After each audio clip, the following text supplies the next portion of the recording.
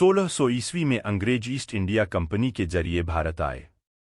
शुरुआत में व्यापारिक कामकाज तक सीमित रहने वाले अंग्रेजों ने 1775 में बंगाल, बिहार और उड़ीसा के राजस्व और दीवानी न्याय के अधिकारों पर कब्जा कर लिया। सिपाही विद्रोह के बाद ब्रिटिश सत्ता ने आधिकारिक तौर पर भारत का शासन अपने हाथों ले लिया और यहीं से शुरू हुई असली आज़ादी की जद्दोजहद। लंबे संघर्ष के बाद 1930 आते आते देश में पूर्ण स्वराज का माहौल बन चुका था। हालांकि भारत की संविधान सभा का निश्चित उल्लेख पहली बार भारत शासन अधिनियम 1919 लागू होने के बाद 1922 में महात्मा गांधी ने किया था। इसके बाद अगस्त 1928 में भारत के संविधान के सिद्धांत निर्धारित करने के लिए मोतीलाल नेहरू की अध्यक्षता में एक समिति बनाई गई। इस समिति की रिपोर्ट नेहरू रिपोर्ट के नाम से मशहूर हुई। फिर श्रीमती एनी बेसेंट की पहल पर कॉमनवेल्थ ऑफ इंडिया बिल 1925 अस्तित्व में आया। लेकिन 1929 में भारतीय राष्ट्रीय कांग्रेस ने लाहौर अधिवेशन में पूर्ण स्वराज हासिल करने का निर्णय लिया।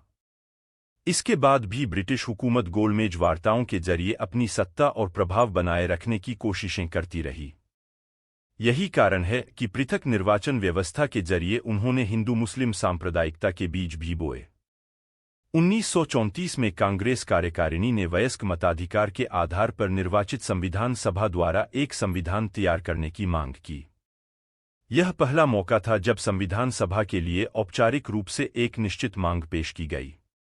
इसके बाद 1936 में कांग्रेस के लखनऊ अधिवेशन में संविधान सभा द्वारा संविधान निर्माण की मांग की गई।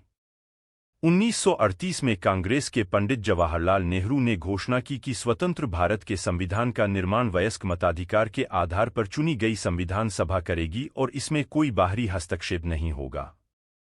नेहरू की इस मांग को 1940 में ब्रिटिश सरकार ने मान लिया, जिसे अगस्त प्रस्ताव के नाम से जाना जाता है। इस समय द्वितीय विश्व युद्ध का माहौल था। ब्रिटिश हुकूमत पर भारतीय राष्ट्रीय आंदोलन का काफी दबाव था। 1942 में ब्रिटिश सरकार के कैबिनेट मंत्री सर स्टैफोर्ड क्रिप्स अपने साथियों के साथ भारत के स्वतंत्र संविधान के प्रारूप के प्रस्ताव के साथ भारत आए। क्रिप्स प्रस्ताव को मुस्लिम लीग ने अस्वीकार कर दिया।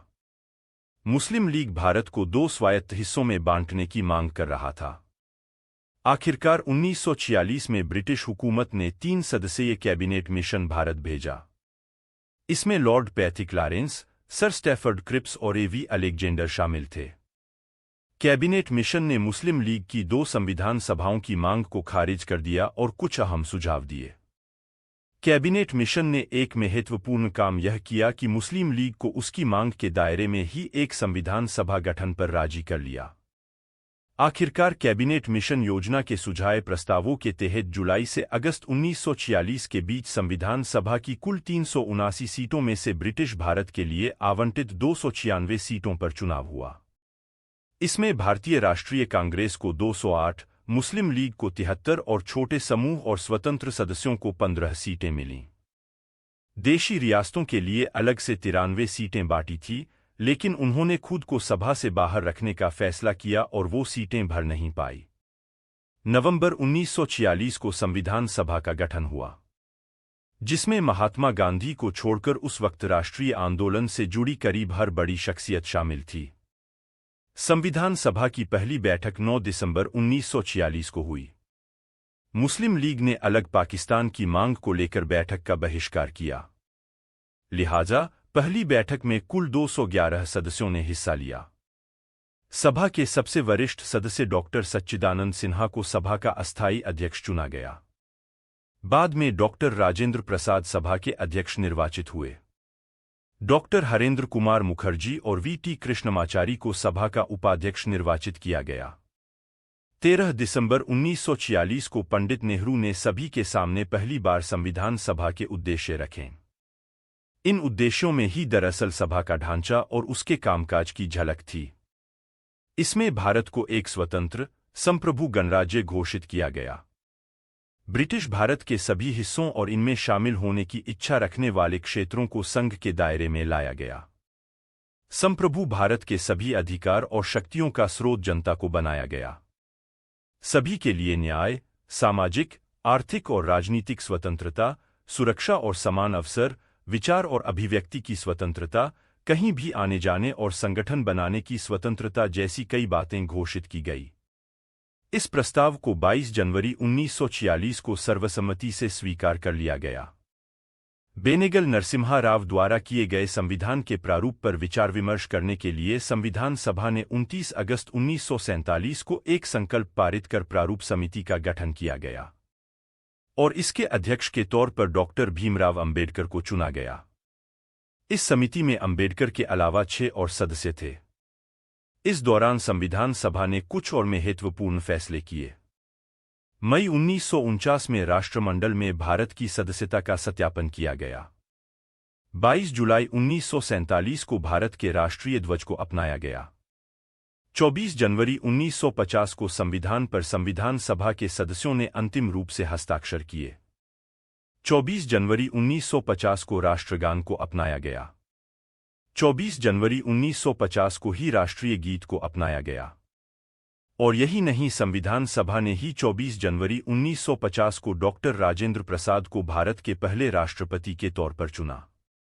इस तरह कुल 2 वर्ष, 11 महीने और 18 दिनों में संविधान सभा की 11 प्रमुख बैठकें और कई उपसमितियों की बैठकें हुई। डॉक्टर भीमराव अंबेडकर की अगुवाई में संविधान निर्माताओं ने 60 देशों के संविधानों पर चर्चा की। डॉक्टर अंबेडकर ने 4 नवंबर 1948 को संविधान का अंतिम प्रारूप पेश किया। इसी दिन संविधान पहली बार पढ़ा गया। इस पर 5 दिन तक आम चर्चा हुई और ऐसी 3 बैठकें हुई और आखिरकार 26 नवंबर 1949 को संविधान को सर्वसम्मति से अपना लिया गया और 26 जनवरी 1950 को इसे एक लोकतांत्रिक सरकार प्रणाली के साथ लागू किया गया। संविधान में अल्पसंख्यक जनों के संवैधानिक अधिकारों की रक्षा के लिए विशेष प्रावधान व दलित और पिछड़े तबके के लोगों के लिए आरक्षण और उदारवादी तरीका अपनाया गया। समानता, स्वतंत्रता और बंधुता का सिद्धांत फ्रांस के संविधान से आयातित किया गया। खुद अंबेडकर इस सिद्धांत के पुरोधा और प्रतिपालक थे। संविधान सभा में देश के प्रथम प्रधानमंत्री पंडित जवाहरलाल नेहरू ने अंबेडकर की इस मुश्किल काम को कम समय में अपनी सूझबूझ और बुद्धिमत्ता से संपन्न करने के लिए भूरी भूरी प्रशंसा की। साथ ही अंबेडकर की परिकल्पना के आधार पर रिजर्व बैंक की स्थापना भी की गई। संविधान को आकार देने के लिए पश्चिमी मॉडल इस्तेमाल किया गया तथा ब्रिटिश, आयरलैंड, अमेरिका, कनाडा और फ्रांस सहित विभिन्न देशों के संविधान प्रावधान लिए गए, पर इसकी भावना भारतीय है। अभी आप सुन रहे थे देवेंद्र राज सुथार का लेख गणतंत्र की गौरवगाथा, शुरू से अंत तक।